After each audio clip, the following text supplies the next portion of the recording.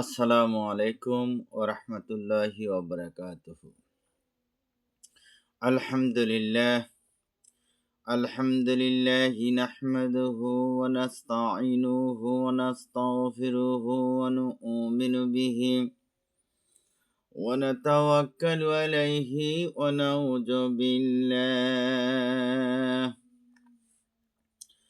ونعوذ بالله من شرور أنفسنا ومن سيئات أعمالنا من يهده الله فلا مضل له ومن يضلله فلا هادي له ونشهد أن لا إله إلا الله وحده لا شريك له ونشهد أن سيدنا وسندنا وحبيبنا ومولانا محمدا عبده ورسوله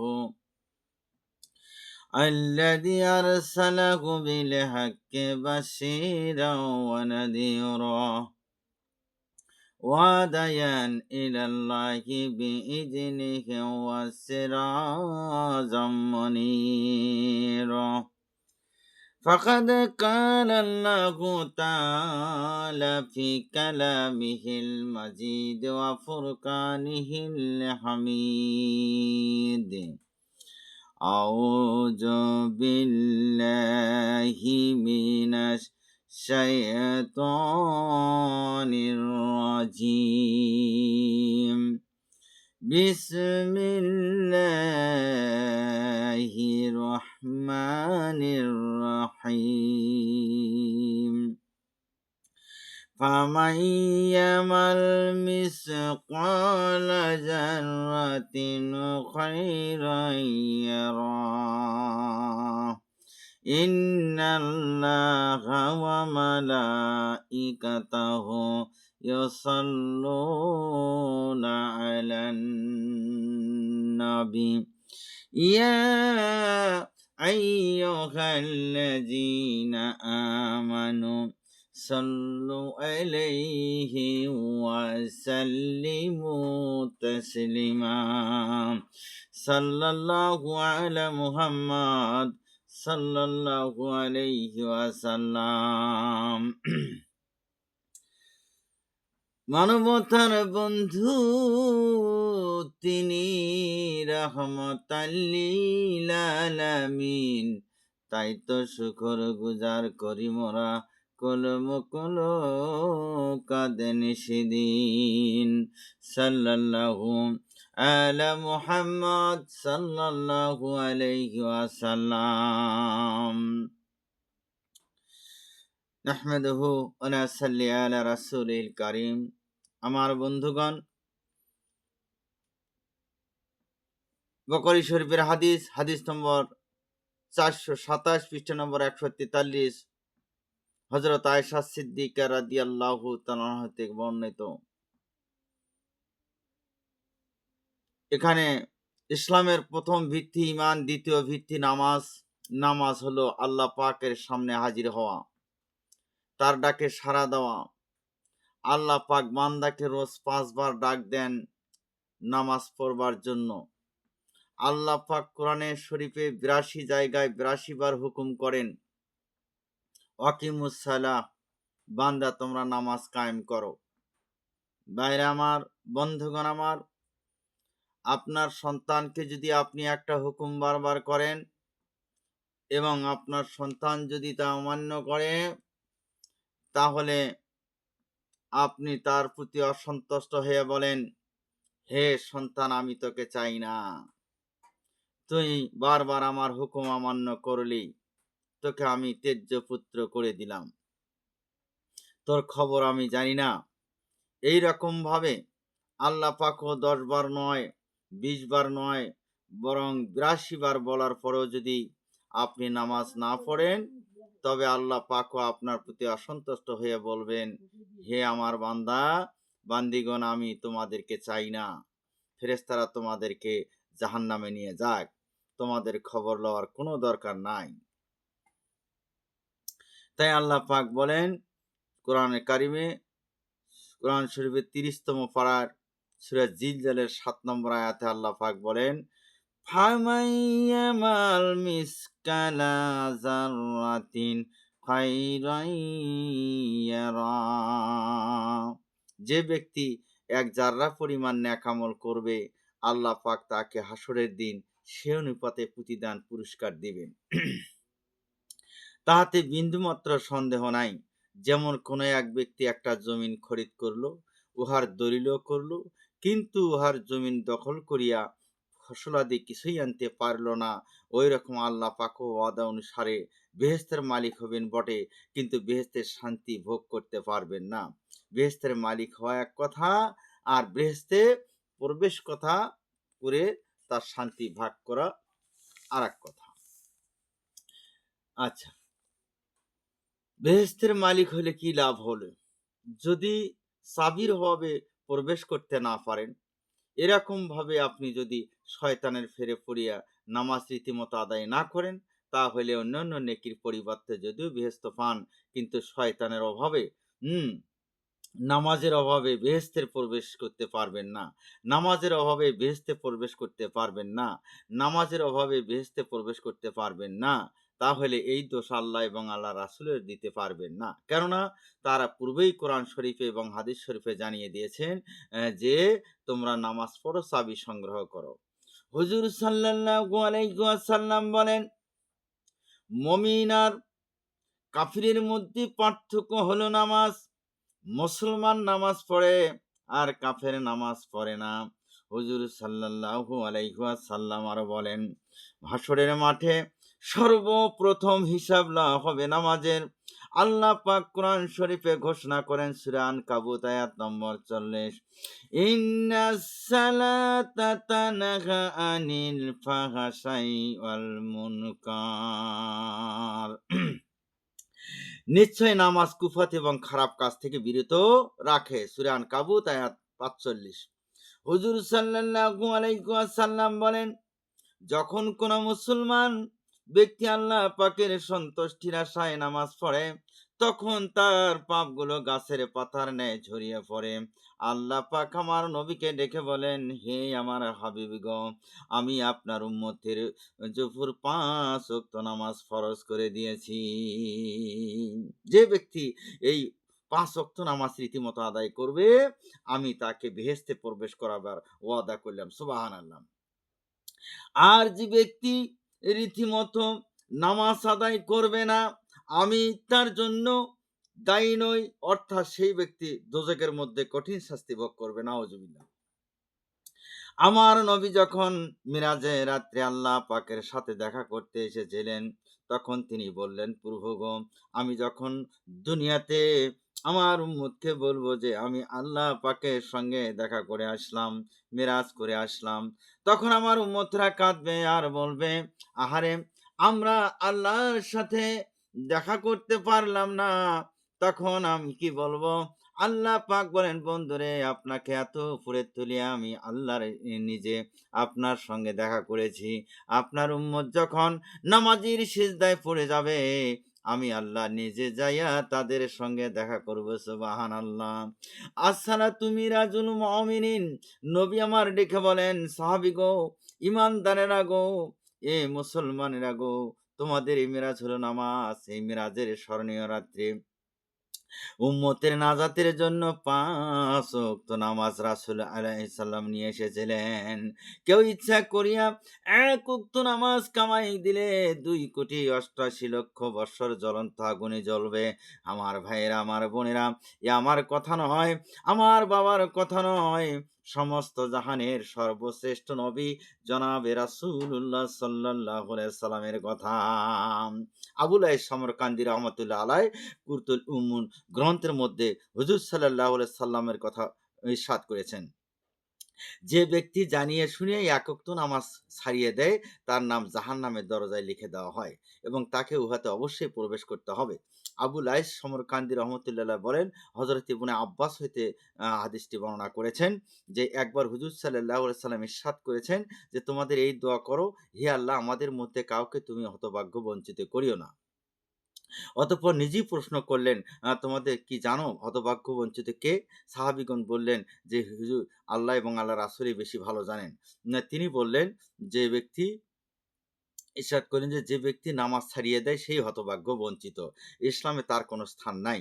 আল্লাহ পাক কোরআনে কারিমে বলেন, সূরা যারিয়াত আয়াত ৫৬, ওয়ামা খালাকুতুল জিন্না ওয়াল ইনসা ইল্লা লিয়াবুদুন। আমি জিন জাতি আর মানুষ জাতিকে শুধু আমার ইবাদতের জন্যই সৃষ্টি করেছি। সুবহানাল্লাহ। সূরা আয-যারিয়াত আয়াত ৫৬ আল্লাহ পাক বলেন, আমি জিন জাতি আর মানুষ জাতিকে শুধু আমার ইবাদতের জন্যই সৃষ্টি করেছি। আমার ভাইরা, নামাজ ইমানদারদের জন্য মিরাজ সমতুল্য। আল্লাহ পাক নামাজের প্রথম সেজদায় মানুষকে জানিয়ে দেন যে, তোমাদের এই মাটি দিয়ে সৃষ্টি করেছি আমি আল্লাহ। তোমাদের কি দিয়ে সৃষ্টি করেছি? মাটি দিয়ে সৃষ্টি করেছি।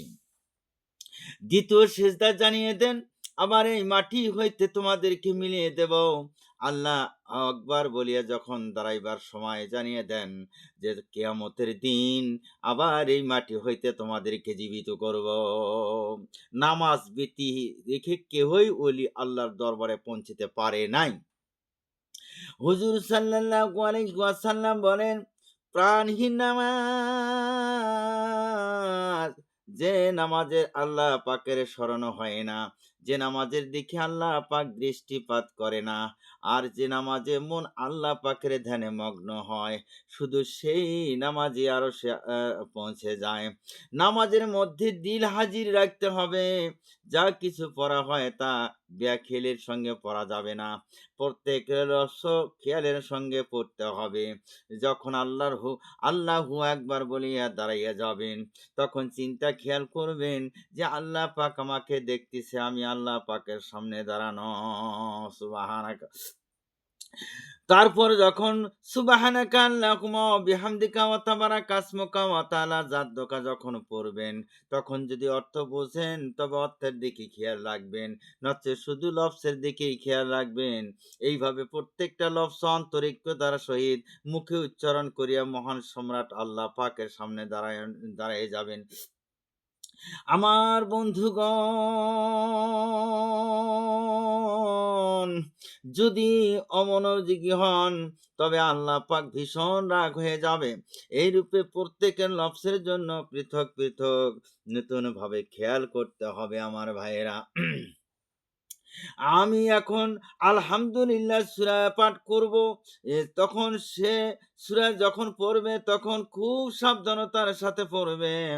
আলহামদুলিল্লাহি রাব্বিল আলামিন আর রহমানির রহিম মালিকি ইয়াউমিদ্দিন ইয়াকা না'বুদু ওয়া ইয়াকা নাস্তাইন ইহদিনাস সিরাতাল মুস্তাকিম সিরাতাল লাযিনা আন'আমতা আলাইহিম গায়রিল মাগদুবি আলাইহিম ওয়ালাদ-দাল্লিন।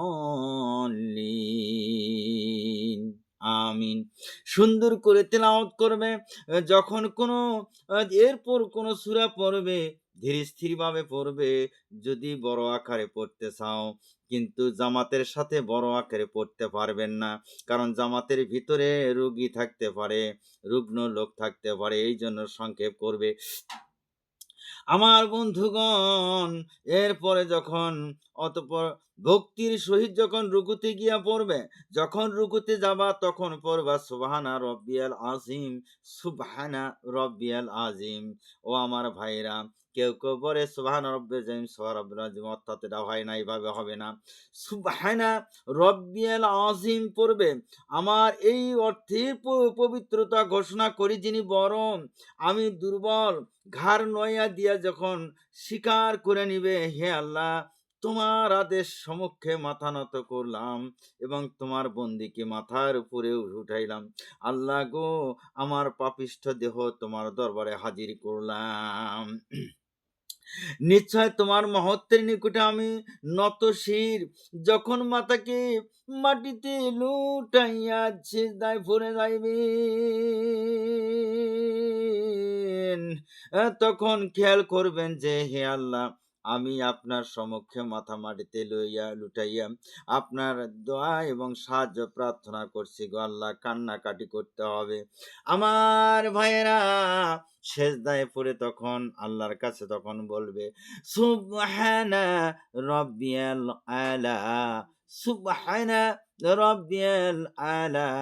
এইভাবে ৩ বার অন্তত পড়বে। আমার ভাইয়েরা, আমরা সেই রবের পবিত্রতা ঘোষণা করি, যিনি সকল বড় বড় বড়। কপাল, চক্ষু, কর্ণ, নাসিকা মাটিতে লুটাইয়া আপনার দরবারে গোলামি চরম নির্দেশন দেখাইলাম। আপনি আমার উপর দয়া করো, মেহেরবানি করো। যে শব্দ মুখে পড়বেন খেয়াল করবেন, ওই রূপে শেষ পর্যন্ত খেয়ালের সঙ্গে নামাজ আদায় করবেন। তাড়াহুড়া করবেন না, মুখস্থ পড়িয়া যাইবেন না, তাড়াতাড়ি করবেন না। মনে এদিক সেদিক ছুটাছুটি গেলে জোর করিয়া মনটাকে নামাজের দিকে টানিয়ে আনবেন। এই রূপে কিছুদিন অভ্যাস করলে আর মন এদিক সেদিক যাবে না ইনশাআল্লাহ। তখন দেখবেন যে নামাজের ন্যায় মজা জিনিস আর কিছু নাই। বিবি রাবিয়া বছরে দিবারাত্রের মধ্যে 1000 রাকাত নামাজ আদায় করতেন আমার ভাইয়েরা। মনে দুর্ভাবনা, দুশ্চিন্তা, আশা, নিরাশার প্রতিঘাত, অশান্তি, ভয় উদয় হইলে মানুষ নিজেকে নিঃসঙ্গ অসহায় মনে করে।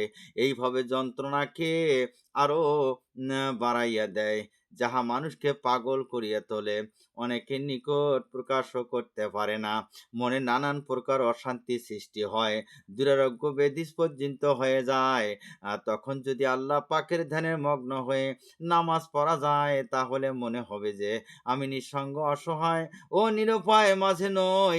আল্লাহ পাক তার মধ্যে এমন একটা রহমত ঢুকিয়ে দেয়, তখন এই সমস্ত দুশ্চিন্তা তার আর থাকে না।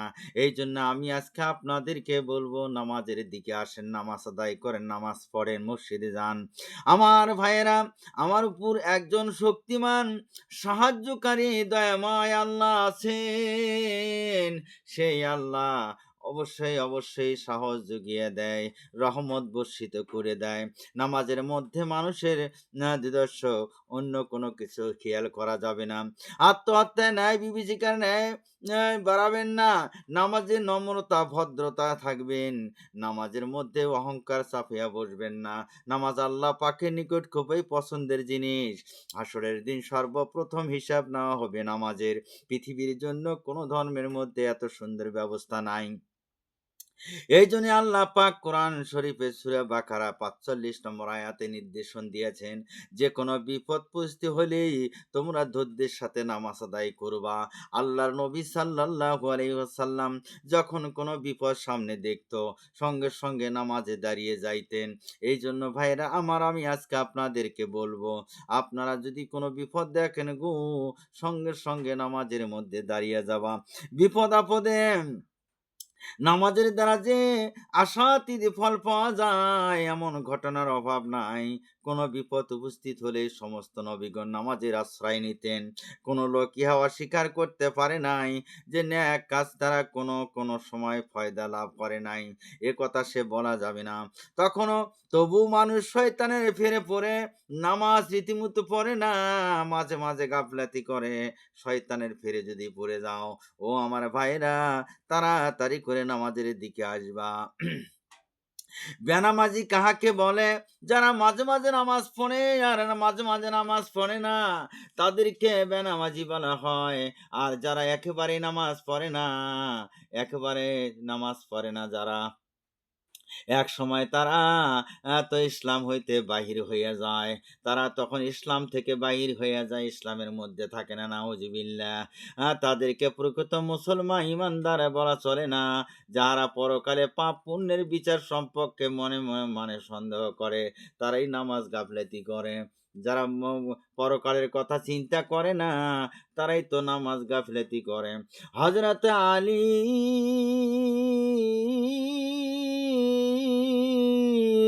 রাদিয়াল্লাহু তাআলা আনহু এক কাফিরের সঙ্গে তর্ক করিয়া বললেন যে, তুমি বলতেছো পরকাল বলতে কিছু নাই, যদি তাই সত্য হয় তবে তুমি বাঁচিয়া আমি বাঁচলাম, আর আমি বলতেছি পরকাল আছে, পাপ পুণ্যের বিচার হবে।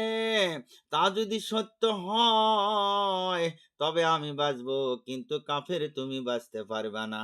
তাই বলি আপনাদের কাহারও যদি মনে আসে যে পরকালের শাস্তি হতেও পারে, নাও হতে পারে, তা আর দেরি না করে বুদ্ধিমান ন্যায় উপদেশ গ্রহণ করো, তওবা করে ৫ ওয়াক্ত নামাজের দিকে আসো, সতর্ক হয়ে যান।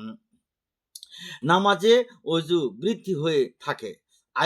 নামাজের মধ্যে আয়ু বৃদ্ধি হয়ে থাকে। নামাজে আয়ু বৃদ্ধি হয়ে থাকে। হযরত হয়তো মানুষের অমূল্য ধন হলো নামাজ। নামাজ কেন পড়বে না? নামাজ মৃত্যুর পরে তো এই নামাজই আপনার সাথে যাবে। মূলধনটাই আপনার সাথে যাবে। প্রতিদিন নামাজ সেইভাবে পড়তে হবে। নামাজি ব্যক্তির আয়ুর সঙ্গে আল্লাহ পাক পুরস্কার দেয়। নামাজি লোকের রিজিক বৃদ্ধি করে দেয় আল্লাহ পাক। হ্যাঁ, নামাজ কেন পড়বে না? নামাজ থেকে কেন দূরে থাকবে না? দূরে থাকবেন। নামাজ থেকে দূরে থাকা যাবে না। ৫ ওয়াক্ত নামাজি যখন হয়ে যাবেন, তখন আল্লাহ পাকের সাহায্য আপনার উপর নাযিল হয়ে যাবে। তুমি আচ্ছা, মেহেরবানি করে এভাবে পড়বে। নামাজে বিনয়ভাবে আদবের সহিত নামাজে যখন দাঁড়াবেন, তখন পড়বে ইন্নী ওয়াজহুতু ওয়াজহিয়া লিল্লাযী ফাতারাস সামাওয়াতি ওয়াল আরদা হানিফা ওয়া মা কানা মিনাল মুশরিকিন। নিশ্চয় আমি আল্লাহর দিকে মুখ করলাম, যিনি আকাশ পাতাল তৈরি করেছেন। নিশ্চয় আমি মুশরিকিনের দলভুক্ত নই। নিশ্চয় আমি মুশরিকগণের দলভুক্ত নই। তারপর আল্লাহু আকবার, আল্লাহু আকবার বলিয়া যখন নিয়াত বান্ধিবে, তখন পড়বেন সুবহানাকা আল্লাহুম্মা ওয়া বিহামদিকা ওয়া তাবারাকা ইসমুকা ওয়া তাআলা জাদ্দুকা ওয়া লা ইলাহা গায়রুকা। হে আল্লাহ, আমি তোমার পবিত্রতা ঘোষণা করি, তোমার প্রশংসা করি, তোমার নাম বরকতপূর্ণ, তোমার মহত্ব সুউচ্চ, এবং তুমি ছাড়া আর কোনো মাবুদ নাই। এরপর সূরা ফাতিহা তেলাওয়াত করবেন। এরপর কি করবেন? সূরা ফাতিহা তেলাওয়াত করবেন। এর অর্থ বিশ্বপ্রভু আল্লাহ তাআলার জন্য যাবতীয় প্রশংসা, যিনি অতি দানশীল, দয়ালু, বিচার দিনের মালিক। হে আল্লাহ, আমরা তোমারই ইবাদত করি, তোমার নিকট সাহায্য করি, প্রার্থনা করি। যাদের উপর তুমি সন্তুষ্ট হয়েছ, তাদের পথে আমাদেরকে চালিয়ে নাও। আর যারা তোমাদের অভিশপ্ত হয়েছে, সকল পথ ভুলিয়ে বিপদে চলিয়ে গিয়েছে, তাদের পথে আমাদেরকে নিও না। হে আল্লাহ, তুমি আমাদের মোনাজাত কবুল করো। রুকু হইতে উঠবার সময় বলবা সামি আল্লাহু, সামি আল্লাহু লিমান হামিদা। অনেকে আছে সামি আল্লাহ লিমান হামিদা এরকম পড়ে। নাউজুবিল্লাহ, এটা হবে না। অনেকে আছেন মাতবররাও মসজিদে নামাজ পড়ায়, আমি দেখি তো, যে হঠাৎ করে একটু যাইতে দেরি হয়, পেছনের দিকে দাঁড়াই, দেখি যে তারা বলে কি সামি আল্লাহ লিমান হামিদে। নাউজুবিল্লাহ, এটা হবে না। সামি আল্লাহু, আগে বলতে হবে সামি আল্লাহু, তারপরে লিমান হামিদা। এভাবে সামি আল্লাহু, তারপরে লিমান হামিদা, এভাবে পড়তে হবে। যে আল্লাহর প্রশংসা করে, আল্লাহ তাআলা ডাক শোনেন। রুকুর পর দাঁড়ানোর অবস্থায় বলে, রুকুর থেকে যখন দাঁড়াবেন, দাঁড়ানোর অবস্থায় বলে রাব্বানা লাকাল হামদান কাসীরান তাইয়্যিবান মুবারাকান ফীহি পড়বে। এরপর হে আমাদের রব, তোমার জন্য সকল প্রশংসা।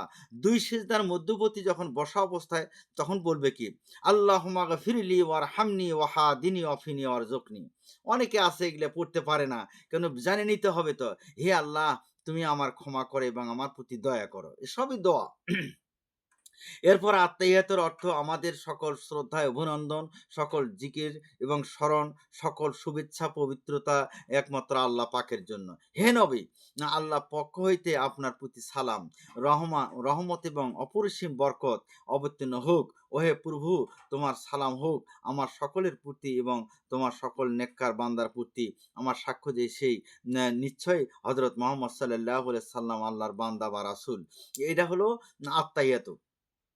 এরপরে দরুদ শরীফ পাঠ করবেন। হে আল্লাহ, আমি হযরত মুহাম্মদ সাল্লাল্লাহু আলাইহি সাল্লাম ও তার বংশধারের উপর অনুগ্রহ করো, এবং যেরূপ তুমি হযরত ইব্রাহিম আলাইহিস সালামের উপর করেছিলেন। করিয়াছ। হযরত ইব্রাহিম আলাইহিস সালাম ও তার বংশধরের উপর নিশ্চয় তুমি প্রশংসিত এবং সম্মানিত। হে আল্লাহ, তুমি হযরত মুহাম্মদ সাল্লাল্লাহু আলাইহি সাল্লাম ও তার বংশধরের প্রতি বরকত অবতীর্ণ করো। যেরূপ অবতীর্ণ করেছিলে তুমি হযরত ইব্রাহিম আলাইহিস সালামের বংশধরের প্রতি। নিশ্চয় তুমি প্রশংসিত এবং সম্মানিত। এটা পড়তে হবে এভাবে। তারপরে দোয়া মাসুরা পড়বেন। হে আল্লাহ, আমি আমার নিজের উপর সীমিত অত্যাচার করছি। আর তুমি ভিন্ন অন্যকে প প পাপ রাশি মার্জনাকারী নেই। অতএব তুমি আমাকে মাপ ক্ষমা করে দাও। এ আল্লাহ, তুমি আমাকে মাফ করে দাও। এ এ দোয়া মাসুরের এ অর্থ। দোয়া মাসুরের এরপরে সালাম ফিরাবে। আসসালামু আলাইকুম ওয়া রাহমাতুল্লাহ। এরপরে সালাম ফিরাবে। আসসালামু আলাইকুম ওয়া রাহমাতুল্লাহ। ২ দিকে সালাম ফিরাবে। এরপর আপনার প্রতি সালাম এবং আল্লাহর রহমত বর্ষিত হোক। এভাবে ন্যা দ ম নামাজ শেষ করবে। বেতের নামাজের দোয়া কুনুতের অর্থ আ শুনে নিবেন। দোয়া কুনুত অনেকেই জানেন না।